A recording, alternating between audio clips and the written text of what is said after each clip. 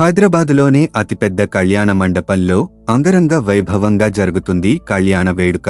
పంతులు గారు ఎంతో శ్రద్ధగా వేదమంత్రాలు చదువుతూ ఉంటే పెళ్లి పీటల మీద కూర్చున్న పెళ్లికొడుకు పంతులుగారు చెప్పే వాటిని శ్రద్ధగా చేస్తూ ఉన్నాడు. అంతలో పెళ్లికూతురుని తీసుకురండి అని పంతులుగారు అరవటంతో పెళ్లికూతుర్ని నలుగురు ముత్తైదువులు తీసుకువచ్చారు. ఆమె భయం వల్లో లేదా బెరుకు వల్లో తెలియదుగాని పెళ్లి పీటలు తన్నుకుని ముందుకు పడబోయింది. పెళ్లికూతురు టక్కున పెళ్లికొడుకు ఆమె చేతిని పట్టుకుని కింద పడకుండా ఆపాడు. దాంతో అతని స్పర్శ ఆమెలో వింత అలజడిని కలిగించింది. ఆ అలజడిని తనలో తానే కంట్రోల్ చేసుకుంటూ చిన్నగా అతని చేతిని విడిపించుకుని నిదానంగా పెళ్లి పీటల మీద కూర్చుంది పెళ్లికూతురు. పంతులుగారు చెప్పే వాటిని విని ఎంతో శ్రద్ధగా చేస్తున్నారు నవదంపతులు. చివరిగా గట్టిమేళం అనే పంతులు అరిచిన అరుపుతో చిన్నపాటి ఉలికిపాటికి గురైంది పెళ్లికూతురు. ఎందుకో తెలీదు, శరీరమంతా వణుకు, గుండె కొట్టుకునే శబ్దం తన చెవులకు వినిపిస్తుందా అన్నట్టుగా అనిపించింది పెళ్లికూతురుకి. వీటన్నిటినీ కంట్రోల్ చేసే ప్రయత్నంగా చీరచెంగుని గట్టిగా పట్టుకుంది పెళ్లికూతురు. వేద మంత్రల మధ్య, అతిరథ మహారథుల ఆశీర్వాదాలు మధ్య పెళ్లికొడుకు పెళ్లికూతురు మెడలో 3 ముళ్ళు వేశాడు. అయినా పెళ్లికూతురి గుండె వేగం తగ్గలేదు. ఒళ్లంతా ముచ్చెమటలు పడుతున్నాయి. మాటిమాటికి పెదాలు తడి ఆరిపోతున్నాయి. ఇవేమి బయటవారికి కనిపించే అవకాశం లేకుండా ఆమెకు వారి పద్ధతులు అనుసరించి ముసుగు వేశారు. తర్వాత పెళ్లి తంతు ఏం జరిగిందో, ఎలా జరిగిందో ఏది కూడా ఆమె మెదడు గుర్తించలేదు. కళ్లల్లో మాత్రం కన్నీళ్లు తిరిగి ఆమె ప్రమేయం లేకుండా బుగ్గల పైనుండి కిందకి జారాయి. తరువాత ఏవో పరిణామాలు జరుగుతూ ఉన్నాయి. ఎవరో చెబుతూ ఉంటే చేస్తుంటే తప్ప ఏది కూడా తన మనస్సు స్పందించలేదు. మొదటి రాత్రి ఏర్పాట్లు ఘనంగానే చేశారు. కాని అవి వేటికి కూడా స్పందించే మనస్సు లేదు పెళ్లికూతురికి. ప్రముఖ బ్యూటిషన్ని రప్పించి మరీ తనని రెడీ చేశారు. వేటికి అభ్యంతరం చెప్పలేదు. చెప్పే పరిస్థితుల్లో కూడా తాను ఇప్పుడు లేదు. జరుగుతున్న పరిస్థితులకి యాంత్రికంగా తలవంచింది పెళ్లికూతురు. ఎవరో ఏమిటో తెలియదుగాని ఆమెను అతని గదిలోకి తీసుకువెళ్లి వదిలారు. తలుపులు మూసిన చప్పుడు విని ఆమె గుండె మరింత దడదడలాడింది. అన్ని ఎమోషన్స్ ని కంట్రోల్ చేస్తూ చేతిలో ఉన్న పాల గ్లాసుల మరింత గట్టిగా పట్టుకుంది ఆమె. సెంట్రల్ ఏసి ఉన్న ఆ రూంలో ఆమెకు ముచ్చెమటలు పడుతున్నాయి. దించిన తల ఎత్తలేదు. నిదానంగా అతను దగ్గరికి వస్తున్న అడుగులు చప్పుడు ఆమెలో మరింత భయాన్ని కలగజేసింది. అతను ఆమెకు దగ్గరగా వచ్చి నిలబడ్డాడు. కౌముది, అక్కడే ఆగిపోయావే, లోపలికి రా అన్నాడు అతను మంద్రమైన స్వరంతో.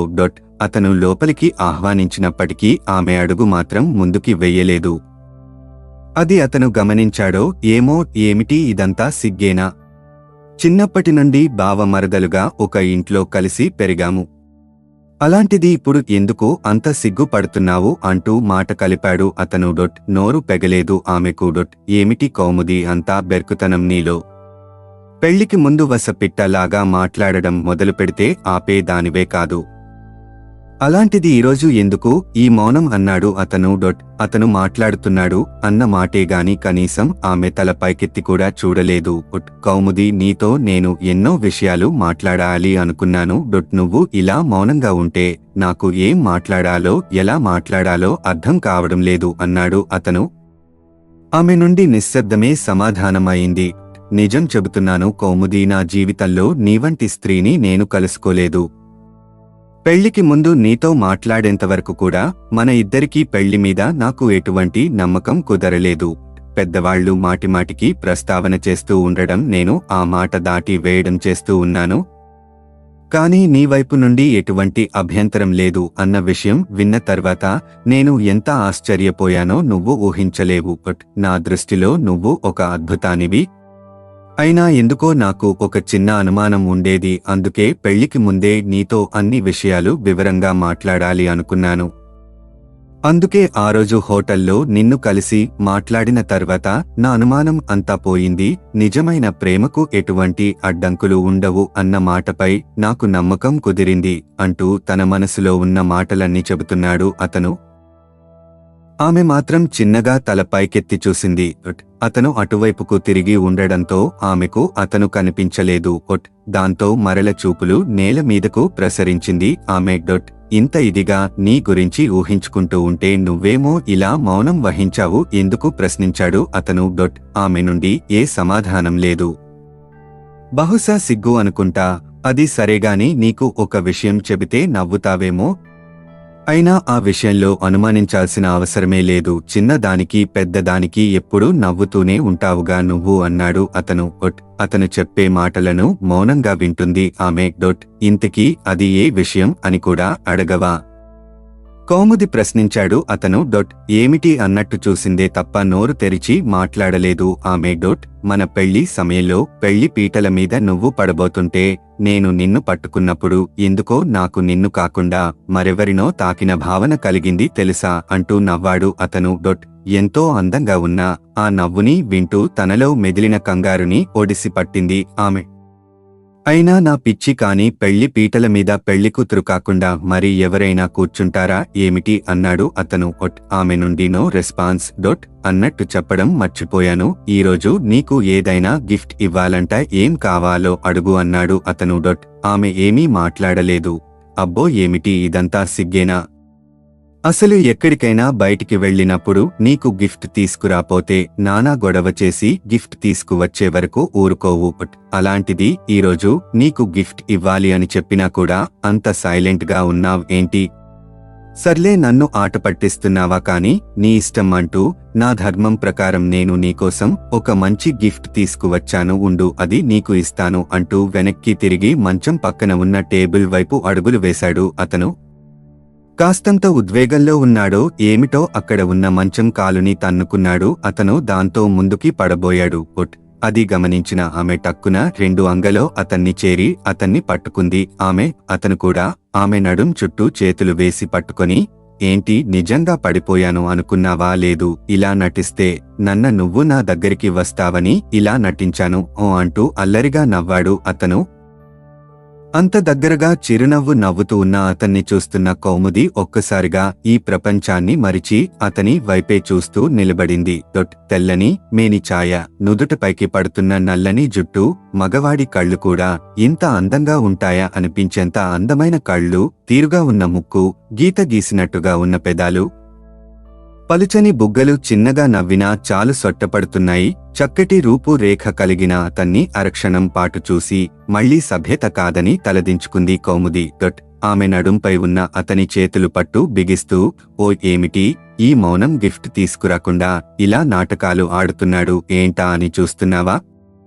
నీకోసం గిఫ్ట్ తీసుకువచ్చాలే ఆగు అంటూ ఒక చేత్తో ఆమెను పట్టుకుని మరో చేత్తో టేబుల్ సొరుగులాగి ఒక చిన్న గిఫ్ట్ బయటకు తీసి ఆమె చేతికి అందించాడు అతను. కౌముదీకి ఆ గిఫ్ట్ తీసుకోవాలో వద్దో అర్థం కాక సంశయంగా ఆగిపోయింది. తీసుకో కౌముది, ఇది నీకోసమే అన్నాడు అతను. మరో దారి లేక గిఫ్ట్ తీసుకుంది కౌముది. చూసావా ఎలా ఉంది గిఫ్టు అడిగాడు అతను. హ అంటూ సమాధానం చెప్పింది కౌముది. ఏమిటి ఆ సమాధానం? బాగుందనా లేదనా? అయినా అసలు గిఫ్ట్ ఓపెన్ చేయకుండా ఎలా ఉంది అనేది ఎలా చెబుతావు అన్నాడు అతను. దాంతో గిఫ్ట్ ఓపెన్ చేయడానికి ప్రయత్నించింది ఆమె. కాని అతని బాహువుల్లో ఆమె ఉండడం వల్ల గిఫ్ట్ ఓపెన్ చేయడం కౌముది వల్ల కావడం లేదు. దాంతో చిన్నగా అతని చేతులు విడిపించుకోవడానికి ప్రయత్నించింది కౌముది. అది గమనించిన అతను మరింత పట్టు బిగిస్తూ, ఓ ఈరోజు నుండి నాకు దూరంగా ఒక్క అడుగు వెయ్యాలని ప్రయత్నించిన నేను ఊరుకోను, నువ్వు నా దానివి కౌముది అన్నాడు అతను అల్లరిగా నవ్వుతూ. ఎందుకో కౌముది కళ్లల్లో నీళ్లు తిరుగుతున్నాయి. కౌముది చేతిలోండి గిఫ్ట్ తీసుకొని ఓపెన్ చేసి అందులో ఉన్న డైమండ్ రింగ్ తీసి ఆమె చేతిని అందుకొని చేతికి తొడిగాడు అతను. అన్యమస్కంగా ఉన్న ఆమె అతని చర్యను గమనించి ఒక్కసారిగా వ్యతిరేకత చూపించేలోపే, ఇది ఉంగరం మాత్రమే కాదు నా మనస్సు కూడా అన్నాడు అతను. ఎందుకో ఆ మాటలు విన్న తర్వాత ఆ ఉంగరం తీయ బుద్ధి కాలేదు కౌముదికి. డోలాయమానంగా ఉన్న ఆ పరిస్థితి నుండి ఆమె ఇంకా తేరుకోకముందే అతను ప్రేమగా ఆమె పెదాలు అందుకోవడానికి అన్నట్టుగా ముందుకి వంగాడు. అది గ్రహించిన ఆమె ఒక్కసారిగా అతని గుండెలపై చేతులు వేసి దూరంగా నెట్టివేసింది. ఆ చర్యతో దిగ్భ్రాంతికి గురయ్యాడు ఫరీద్. ఏమైంది కౌముది, నేనేమైనా నీ మనసు నొప్పించానా అంటూ చిన్నగా తడుముకుంటూ చేతికి మంచం కోడు తగలడంతో దాన్ని ఆసరాగా తీసుకుని నిలబడ్డాడు ఫరీద్. ఈ వీడియో కనుక మీకు నచ్చితే లైక్ చెయ్యండి, షేర్ చెయ్యండి. ఇలాంటి మంచి వీడియోస్ కోసం మా ఛానల్ని సబ్స్క్రైబ్ చేయండి.